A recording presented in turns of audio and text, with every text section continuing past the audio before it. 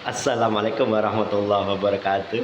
Sahabat yang budiman, menjelang sore kita bincang-bincang sejenak terkait dengan persoalan-persoalan yang beredar di sekitar kita.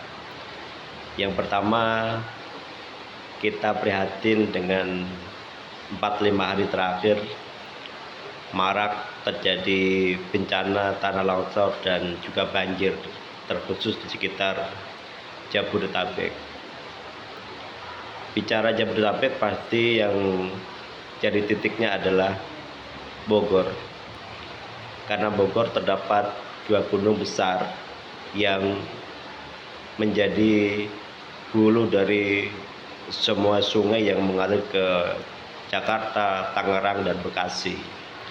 Sehingga wajar kalau Bogor selalu menjadi titik pandang bagi pecinta warga kota Jakarta. Nah, terkait musibah, kita tentu prihatin. Mudah-mudahan segera diberikan kekuatan. Terkait kerusakan, tentu kita harus banyak mereview, karena alam ini adalah titipan. Di samping itu juga karena faktor-faktor X yang menyebabkan percepatan degradasi alam, perlu ada tindakan-tindakan yang sifatnya khusus, extraordinary oleh pemerintah. Pembangunan di sekitaran puncak yang berada di Gunung Salak, Gunung Halimun, Gunung Pangrango seyogyanya segera dihentikan, karena itu sangat akan merugikan dan berdampak dalam jangka panjang juga. Yang kedua, tentu hari ini kita masuk pada wilayah yang sangat krusial. Apa itu? Isu ijazah Pak Jokowi. Hari ini ada gelar perkara yang melibatkan banyak pihak, baik terlapor maupun pelapor. Ada Ray Surya CS, ada pihak Pak Jokowi yang merasa selama ini sudah cukup diam, tapi masih juga dianiaya, difitnah, dan cenderung ditolimi, sehingga Pak Jokowi melalui kuasa hukumnya melakukan perlawanan hukum. Saya kira ini penting, karena kalau ini dibiarkan akan merusak reputasi dan nama baik Indonesia. Kenapa? Karena melibatkan mantan presiden, yang notabene-nya ini adalah sesuatu yang sangat elementer sekali dalam dunia modern, ijazah.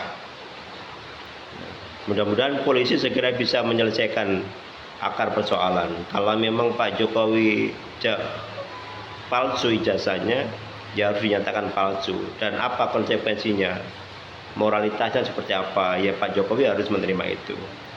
Kalau kemudian ternyata memang Roy Suryo dan teman-temannya hanya mencari sensasi, mencari gara-gara, ya sepantasnya juga dia telah merusak reputasi orang lain, nama baik orang lain, marwah orang lain.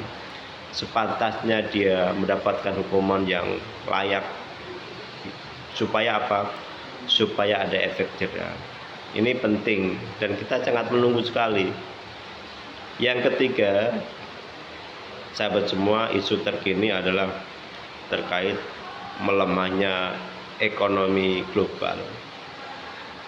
Tentu kita sudah merasakan hari ini kalau kita jalan ke pusat-pusat perbelanjaan, semua cenderung gerainya tutup, pengunjungnya sedikit. Ini menjadi isyarat bahwa memang secara umum terjadi pergeseran. Yang kedua, ditandai dengan penerimaan sektor pajak yang mengalami penurunan, tidak sesuai target yang ditentukan, bahkan cenderung lebih kecil atau lebih rendah dari jika dibandingkan dari target tahun lalu. Ini sesuatu yang harus disikapi cepat oleh pemerintah. Terus bagaimana dengan kita yang rakyat lemah, ekonomi kecil?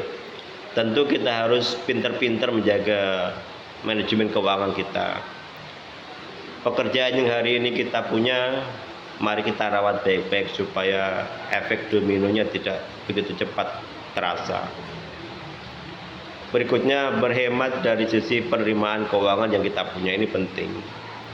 Hal yang sifatnya konsumtif yang masih bisa ditoleransi untuk tidak kita beli, saya kira perlu kita tahan supaya kedalaman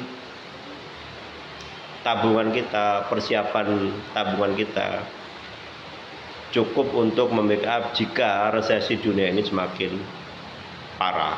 Apalagi efek dari pertempuran antara Iran dan Israel yang melibatkan Amerika, Rusia, Cina, ini juga tentu ada efeknya yang sangat panjang. Akan tapi hadirin, pemirsa, sahabat semua, sebagai insan yang beriman tentu kita harus selalu optimis bahwa di tengah kesulitan kita pasti Allah hadirkan kemudahan.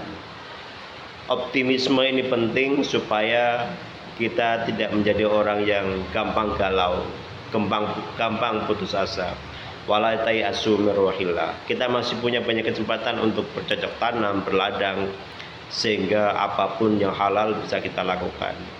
Setidaknya kita mampu bertahan di tengah sulitnya hidup dengan melakukan apapun yang bisa kita lakukan untuk keluarga kita, untuk anak-anak kita. Tetap semangat sahabat semua. Terima kasih. Wassalamualaikum warahmatullahi wabarakatuh.